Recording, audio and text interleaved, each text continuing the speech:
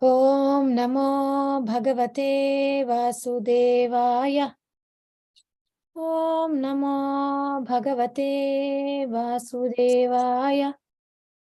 Om Namo Bhagavate Vasudevaya.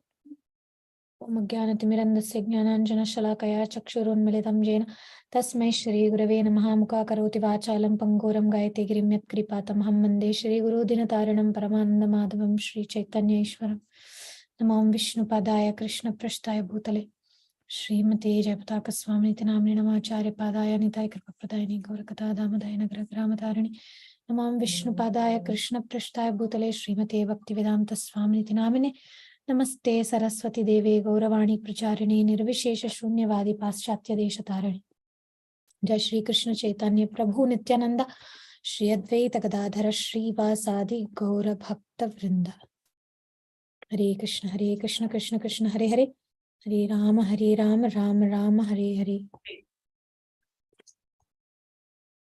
Hare Krishna, welcome everybody. I hope you're having a great start of the new year and Happy New Year to those of you I'm seeing this first time on this year. And we haven't had this Gita connection all year. So let's get started.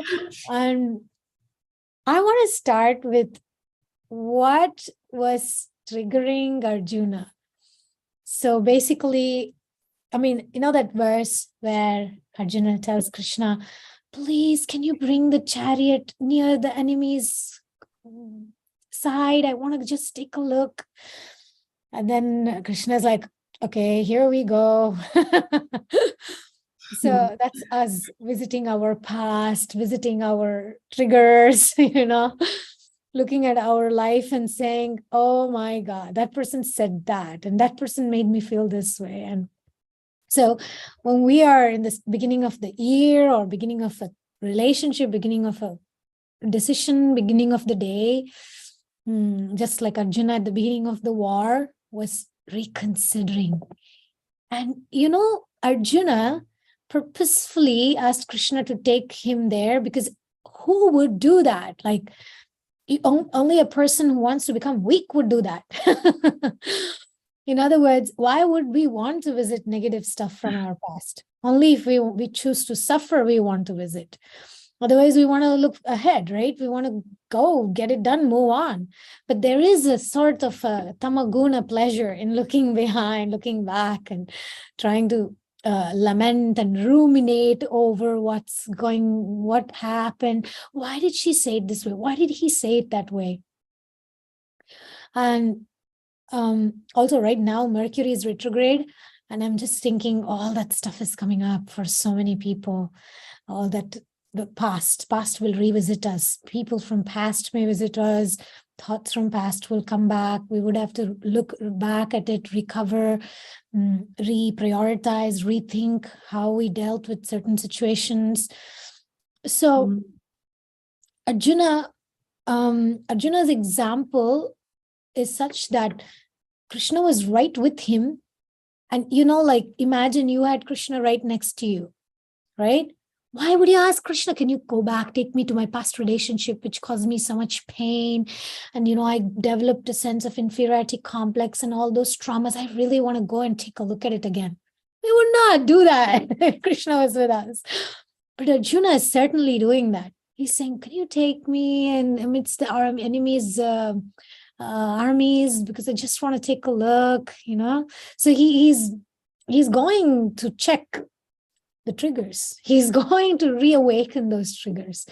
And I was thinking how for us, most of the time we are not in the present when we are making decisions, or when we are trying to evaluate how I'm going to deal with somebody. I may be upset, I may be frustrated, I may be suppressing, and then in the moment, I may react to everything that I've accumulated in the past, everything that I did not process. I'm not actually being in the present. And that's why Krishna tells Arjuna, Brahma Bhuta Prasannatma na shochati na kankshati sama sarveshu bhuteshu mad bhaktim labate param. So he says, don't no shochati. Shochati means lamentation. Oh, that happened, this happened, kind of like reliving those triggers. Oh, why did he say that? Why did she say that? Why didn't they message me? Why did, like, kind of living in the past? And Arjuna was doing that.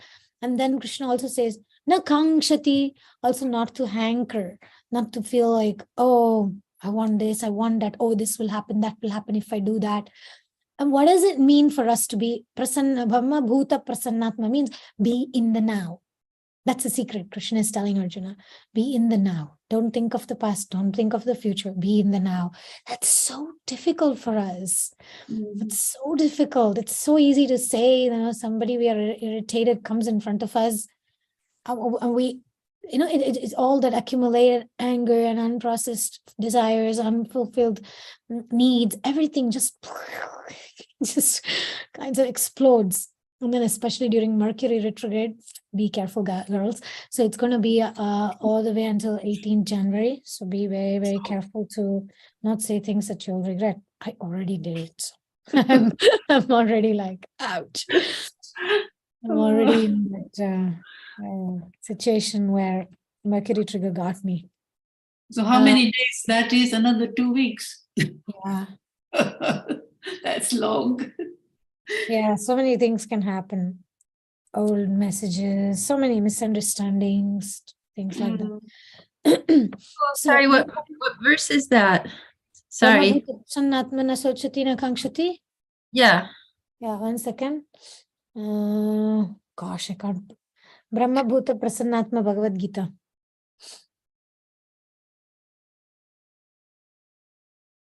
I'm telling you, Brahma Bhuta. Famous verse, yeah. It's 1854.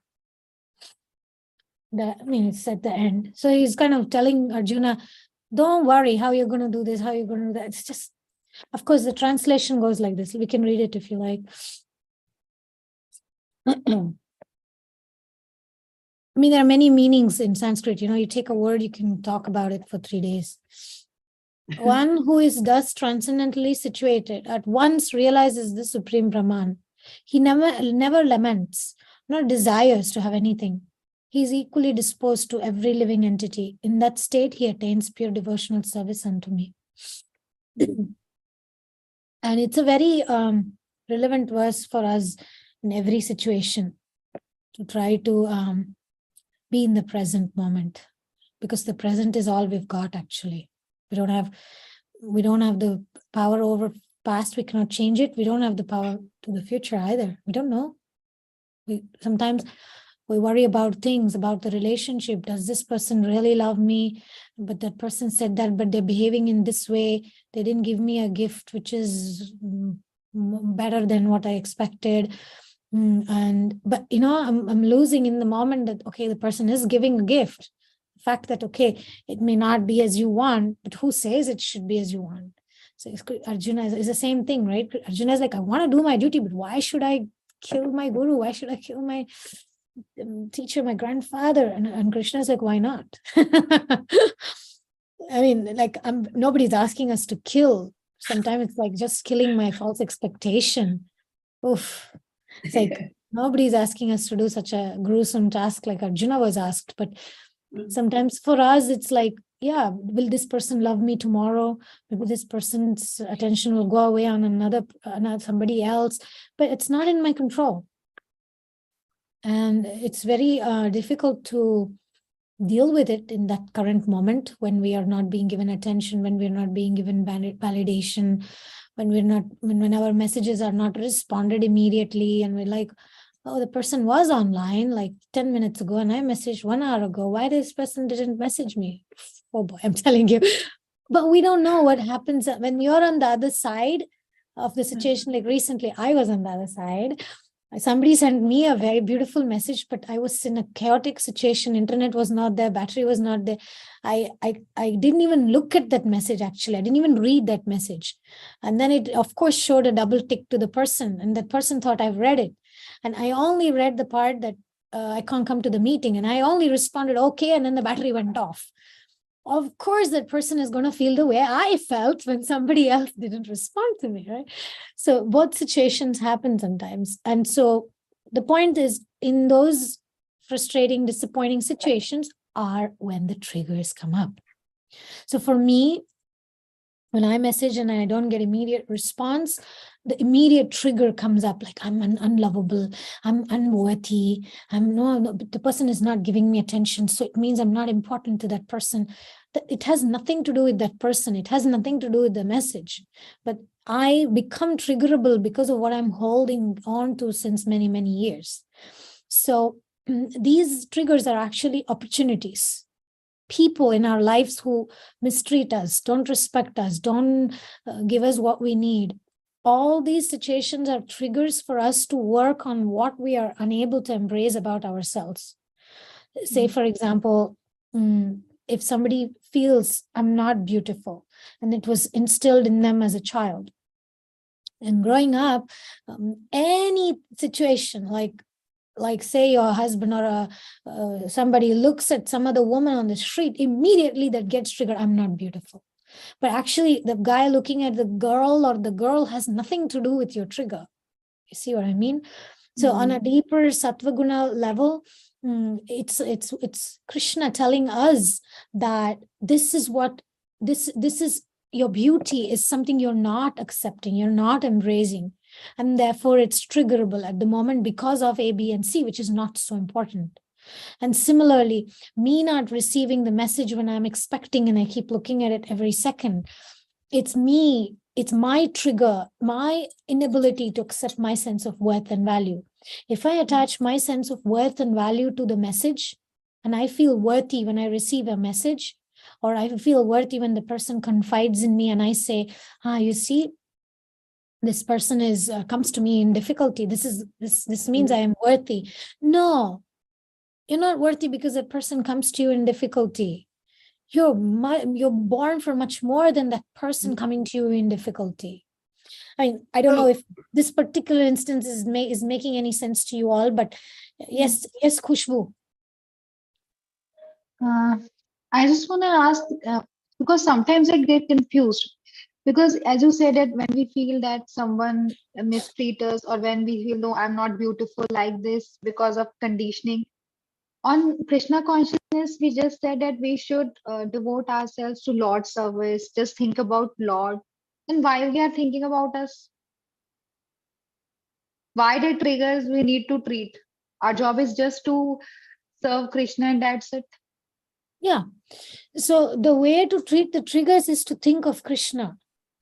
There is, like, in other words, see, imagine everything was perfect. There are no triggers. You had a perfect childhood, and your husband was perfectly respecting you and treating you like a princess, and your kids always listen to you, and they grow up to become the best doctors in the world possible, etc., etc., etc. Okay, I can go on and on and on. So if everything was like in a perfect situation and you were never triggered because everything was going according to your plan, then what is the point of us becoming humble, becoming dependent on the Lord? We are actually dependent on our good karma in that situation when we are not triggered. So triggers are our bad karma. So in Krishna consciousness, whether it's good karma or bad karma, we should go to Krishna to take help. But I heard this lecture. If you like, I can post it on the Krishna Connection 12 Steps. It's a Radhanath Swami lecture. He's giving a talk to the addicts. It's about 12 steps. And he's saying that you guys are either you guys are either like the most hopeless, unfortunate people, or you can become the most fortunate. And then he gives the example of Draupadi. Okay, Draupadi was super triggered. Okay, she wasn't thinking of Krishna without the trigger. She was thinking of Krishna because of the trigger. You see what I'm saying here?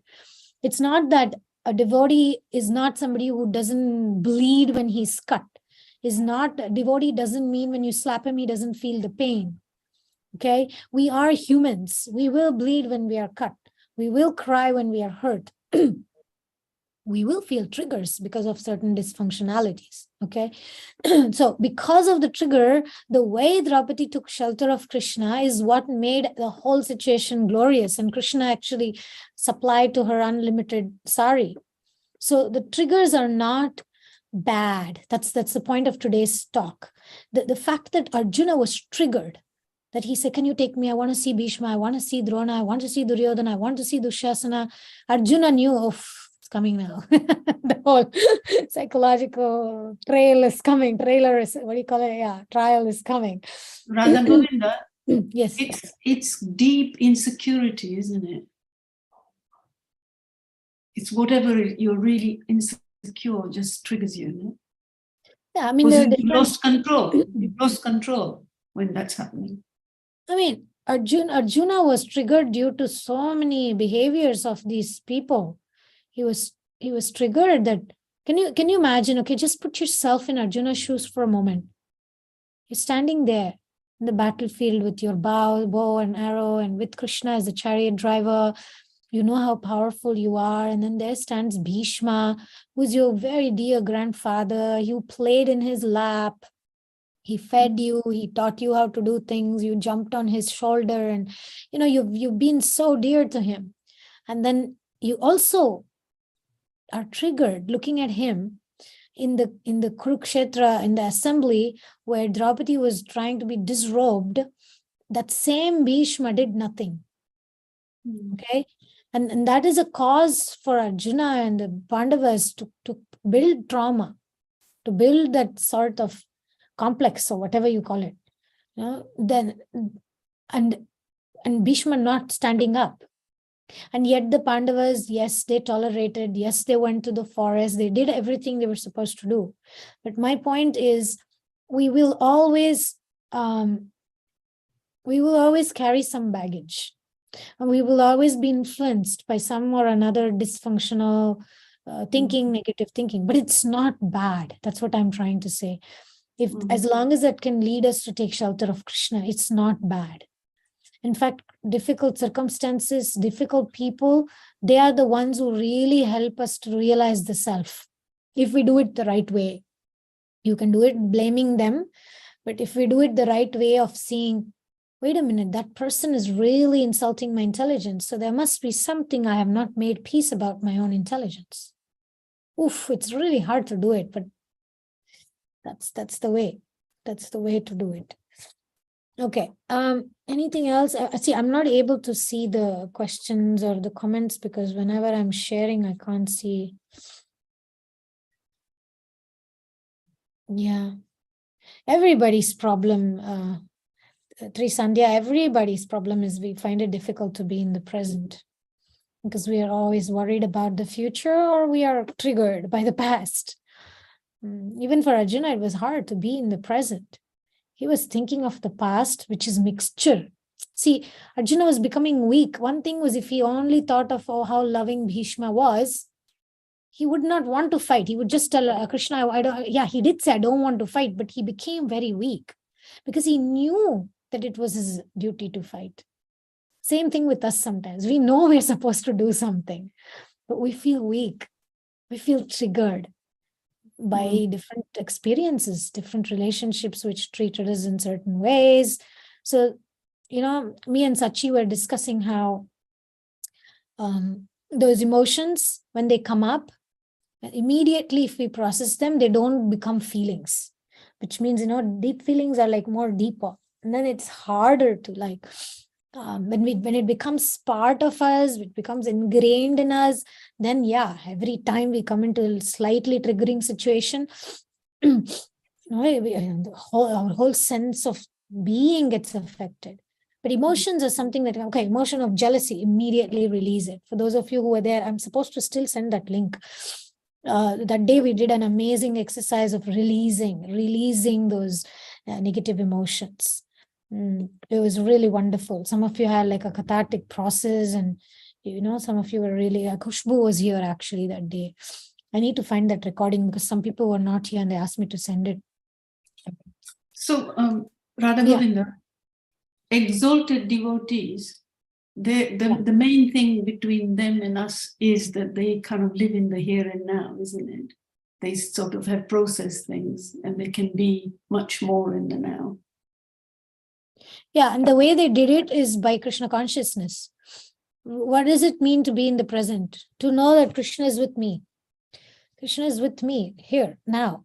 There's nothing to fear. There's nothing to lament, right? That's, it's very hard to arrive at that. Yeah, thank you. Anuradha was also there that day when we did the releasing exercises. So the advanced devotees, it's not that they don't feel the pain. It's not that they're not hurt, but they see Krishna in the situation. For us, what does it mean being in the present? It means to see Krishna, to see Krishna's hand. That is what it means. Having faith that Krishna has got a plan for me. And whatever it is that's happening now, it has a purpose. And Krishna, and as long as we hand it over to Krishna, it's fine. But the more we try to control it, the more we try to freak out and try to fix people, try to fix situations, then we go into a crisis and we let the triggers rule us and not Krishna. Something like that. I don't know. Sachi, you want to add something to this discussion, please? Thank you. I'm happy that I could manage to join you. How are you? I'm much better, and I'm really grateful to your care today and other people who support me emotionally, because I'm how to say, when I have problems with my health, I freak out. And something that I just want to share, not like some deep realization, but when I have problem with my body, it's a huge trigger for myself, health issue. I completely lose myself. I make the worst scenarios in the world, really. And it's something that I want to work on it. I don't know if any of you have any experience with this, but yeah, it's something that really triggers me. I already imagine, I don't know, horrible things. And very often it's something simple that is going on with my body. And I don't know how to deal with this emotionally, especially when I'm here in India and somehow I'm surrounded by friends, but it's how I'm not in my country. In my country, I know where to go, where is like emergency center. I mean, I feel more secure about health. So it's just kind of sharing with you that I was really triggered yesterday and today. Yeah. And if you have any advice, how you deal in this moment, how you overcome stress, because when I feel only emotion, I can sit and I can do my inner work and things like that. But when I have some physical pain, for me, it's very difficult to control emotions and negative thoughts, automatic negative thoughts that we talk about it. I become very catastrophic, the end of the world is coming. Yeah. Can I share something? I had a friend who turned up here yesterday, kind of going through what you've just said. She has got a lot going on in her life, but she turned up here yesterday and she was in a bad way. Every single physical thing. I ended up having to give her a bed here for the night. What did we do to calm her down? First of all, I gave her a massage on her head, on her face, on her back, just to relax her. I said, lie down, be quiet, just stop mind, and just gave her a massage. And then I think she just needed that TLC, some of this like physical touch to say like, you're okay. And then just gave her a space to let it all out, what's going on, because she was catastrophizing every single thing. And in the end, I had to give her a short, sharp Indian shock treatment. Stop focusing on all these tiny little things. Stop thinking of this. Go and lie down, have your haldi milk and this, that, and the other, and just sleep. Just sleep now. I gave her some herbal thing to sleep. And she hadn't slept in days because she's been panicking. And she woke up this morning and she looked like a different person. She had slept for 6 hours for the first time in 2 weeks. And she said to me this morning, I just needed some TLC. and you gave me TLC. And she said it was the best Christmas present anyone's given me. That's not to say she doesn't have her physical thing. And I can understand what you're saying, because when I've been in India on my own and really, really sick, sometimes for days on my own in a room where no one's even known I'm there, I've been like, oh my goodness. But you know what? Something or somebody has eventually always turned up to help me, even if it's a complete stranger. A complete stranger. I remember lying in a room I was in my 20s and I'd been backpacking, and I'd gone to, was it Ajanta Ellora caves, and nobody even knew I was in this room. I was so sick. 3 days, I'd run out of water. I was like, everything coming out everywhere.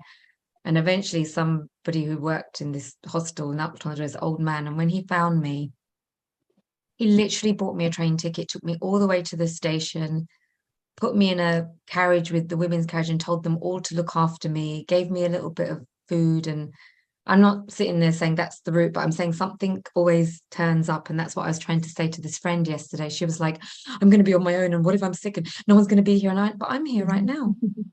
I said, I'm here right now. I said, why are you focusing on every other thing? Right now, you needed somebody, and that happens to be me. I'm here. Tomorrow it might be someone else. Tonight it might be something different. So I do understand, but it's like trying to get out of that mental loop. And for her, it was just that physical touch and care, just to the care that she wasn't giving to herself, we were able to give her yesterday, just to help soothe the nerves a little bit. So maybe go for a massage. I went to all kinds of therapies today. I was like all day on therapies. And we also made her walk yesterday. We made her walk around the park for 1 hour. I just said, walk, just keep walking. Just be in nature and walk. Thank you so much for your sharing. Can I add something to that? It's your child, your inner child, that it needs attention. It's getting scared. So you kind of almost have to parent the child and talk through. Well, it helps if you talk to other people about it.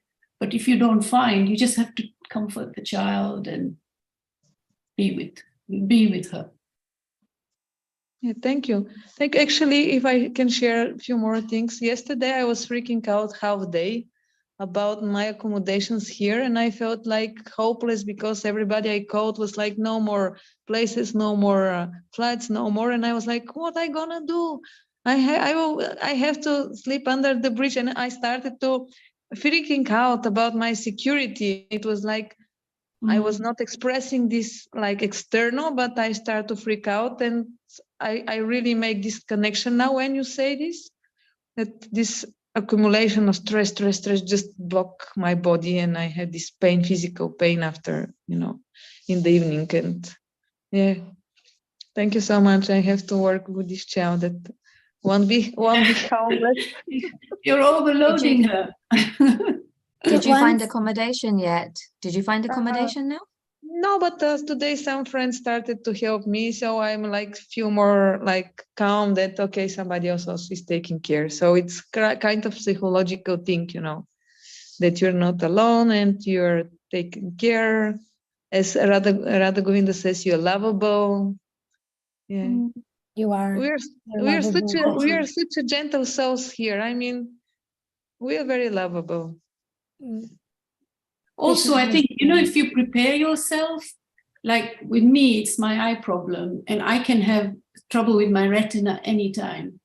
So what I do is I've got the information I need is with me. So wherever I am, I've got my hospital number. I know which ones are casualties. And so when I prepare, then I don't feel too bad. So I have some control. And then I feel a bit calmer. I'm not sure that's the idea of the no, the you Gita. have The to. whole point is You have to, though, we isn't hand it it? over to Krishna. I think it's some prep and some surrender, isn't it? It's some Exactly. prep and I some can't just say, surrender. Krishna will sort. Krishna will say, you do your homework. I'll help you. I'll help you get somebody there, mobile. But you are preparing yourself, so you've done a lot of it. So. What is it? They say work like everything depends on you, and trust like everything depends on God. What's that? Pray like everything depends on God, and work like everything depends on you. Yeah. One statement one therapist had told me once was, it really helped me years ago, but it's every time I'm in pain, I remember that, and it really helps me. So you are stronger than your pain. Sachi, you are stronger than your pain. That really can. Thank you.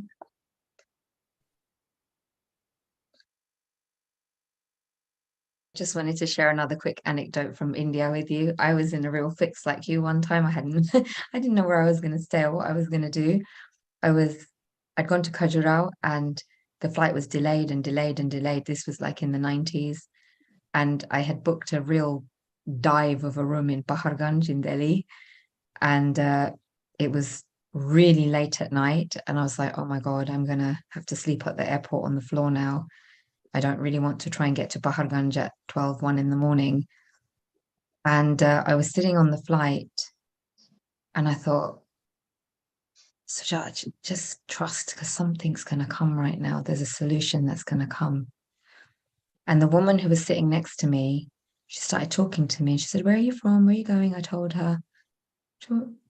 You're going to sleep at the airport on the floor tonight? Yeah. Can't do that. You must come and stay in my house. And she was a stranger, a complete stranger. But I just knew in my heart I could trust her. She said, when I see you, you remind me of my daughter who's gone abroad.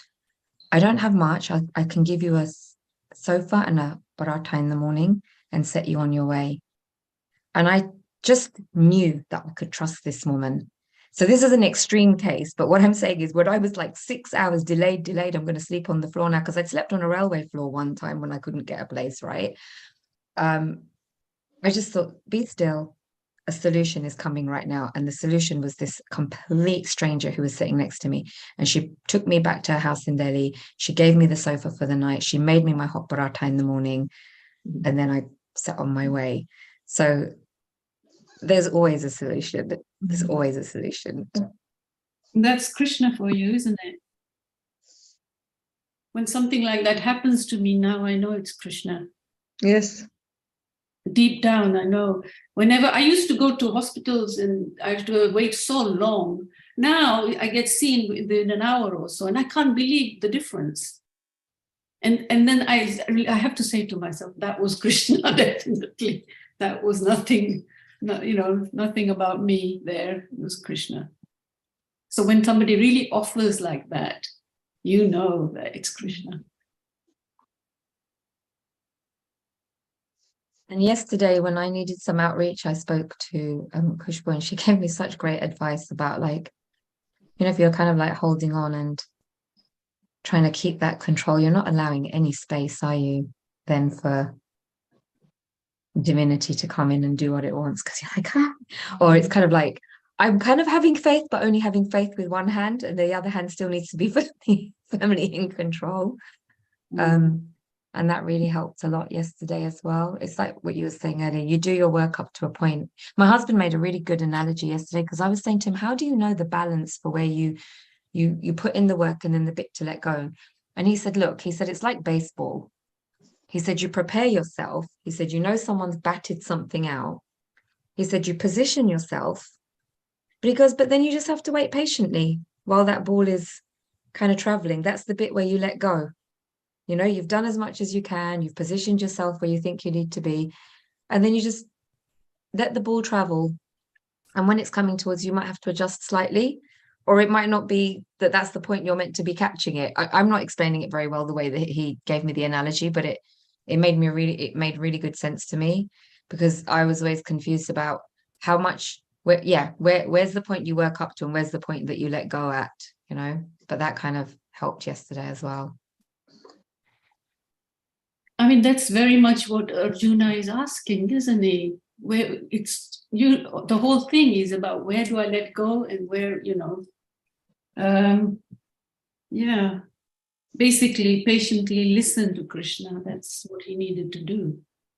And I guess we all need to do that.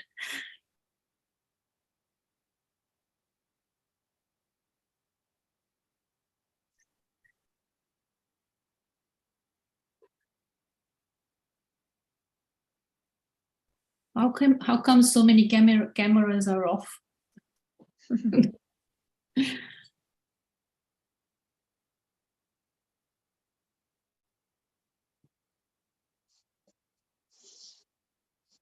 So sorry, where were we about Arjuna?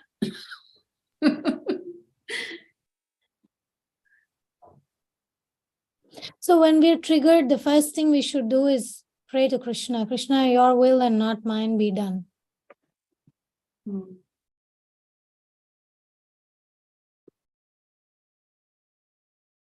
But how do we know if we're doing Krishna's will? It's the willingness to want to do Krishna's will. To I want read to that- know, if I did or not is again our self-will. Yeah. To be at peace that whatever it is Krishna's will. It may not be, like Arjuna having a breakdown. Is it Krishna's will? The Pandavas losing everything, the kingdom and the Draupadi and everything. Was it Krishna's will? Nothing moves without the Lord's permission. Hmm.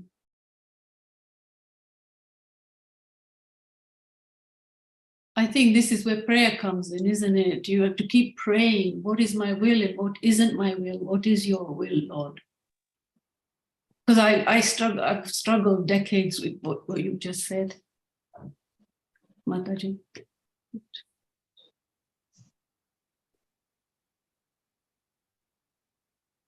I guess, like I said, like it's not something, it's like not an overnight thing that we will know what is the Lord's will and we'll know exactly do this, do that. But Krishna is in our heart. We belong to him. So even whether through the long cut or the shortcut, he's taking us to him. And so having that faith that even if I messed up today, because the problem with thinking that, oh, this was not Krishna's will is we get blocked, we get stuck, we get fearful, we get afraid. But that's exactly not the way for God's will. The whole 4 categories, when we feel no resentment, no fear, no dishonesty, no selfishness, that's Lord's will. Wait, can you repeat? No fear? No resentment, no fear, no dishonesty, and no selfishness. Any of that present is self-will. None of that present is God's will. So it's a practice. Eventually, we'll come to that point of not feeling resentment, not feeling fear. Hmm.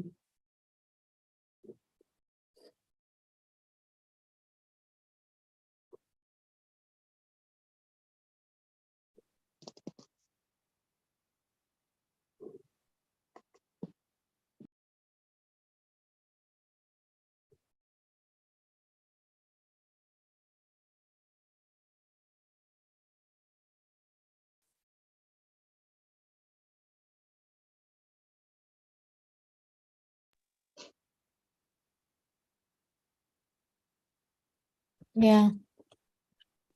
Yeah, that will be done.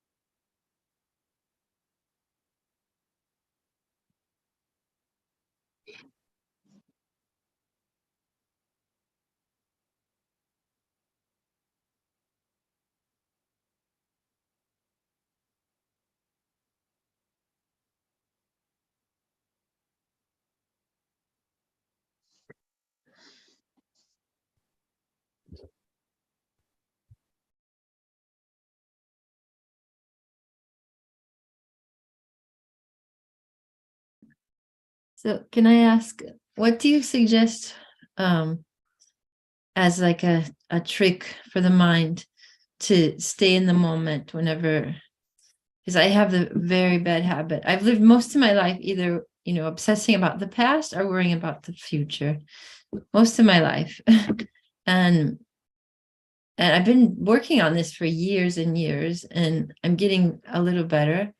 But what is a trick whenever, like right now, I have a huge, huge, huge trigger, the biggest trigger of my life.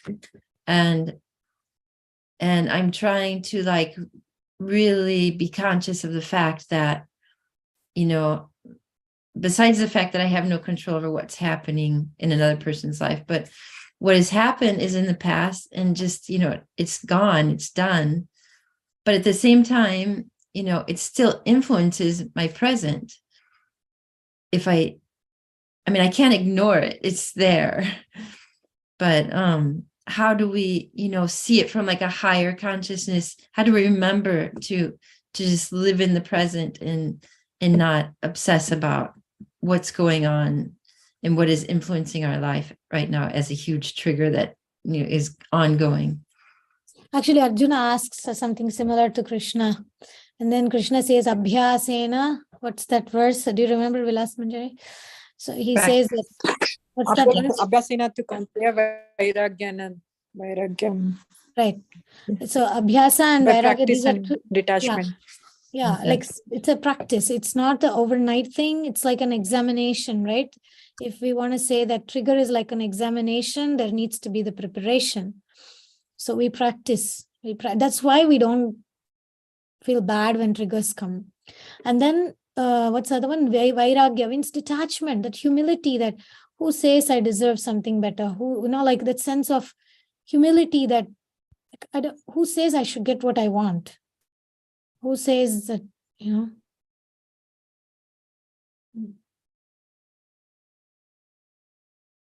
Do you remember what verses these are? What numbers? Chapter, verse? I'll tell you. Do you remember, Vilas Manjari? Yes, I can check. Yes. Oh, I found I it. will search it for her and post it in the chat 6:35. and WhatsApp. It's 6:35. Thank you.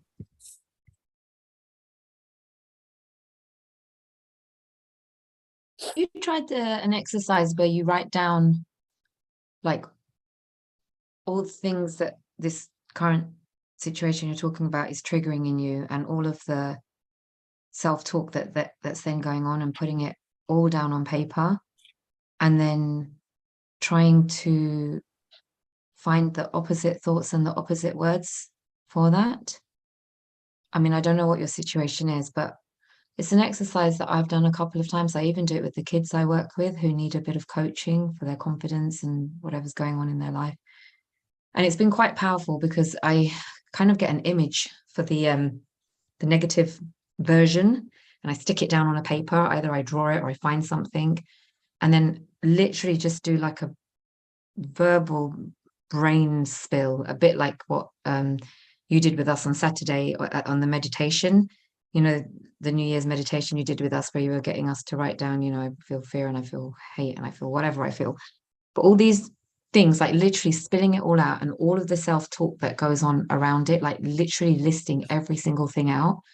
And then on the other side, I put an image or a picture of a much gentler, kinder version, not even a version, it's a complete alternate.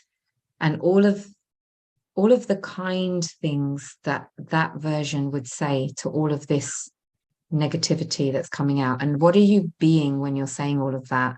Are you being small? Are you being insecure? Are you being scared? And then flipping it around on the other side. And I really found that visual side by side helped me. I used to just have it stuck up on a wall. So whenever my mind was going to that, right next to it, there was this other visual. You know, like I would maybe have like some sort of like almost angelic kind, I'd find an image from the net, and then all of the things around it. That was one technique. And then the other technique that I've used in the past, where if my mind is on a complete loop, I told my friend yesterday, so just pinch yourself if your mind is going into a complete loop. But the other one that I was taught was to literally go to the 5 senses and straight away say, right, I can see a room in front of me right now with cream walls.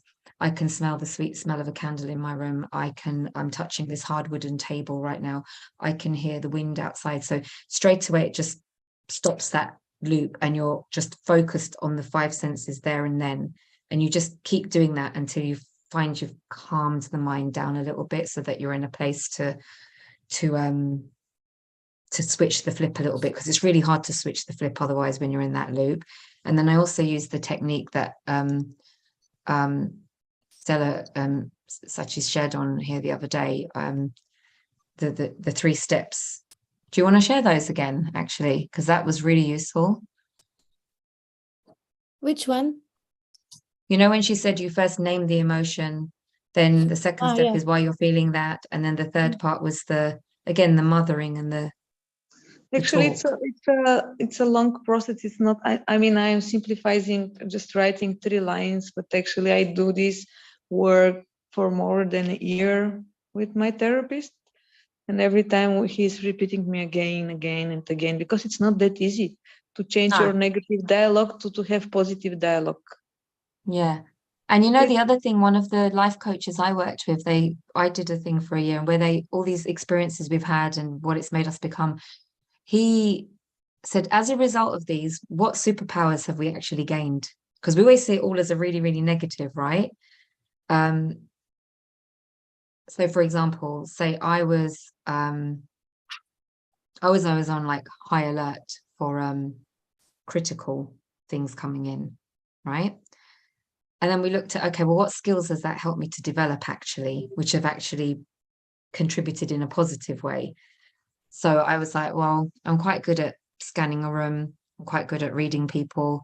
I'm quite good at empathizing as a result of being on high alert about possible attacks coming in. And it was another really good method again for switching flipping the switch round.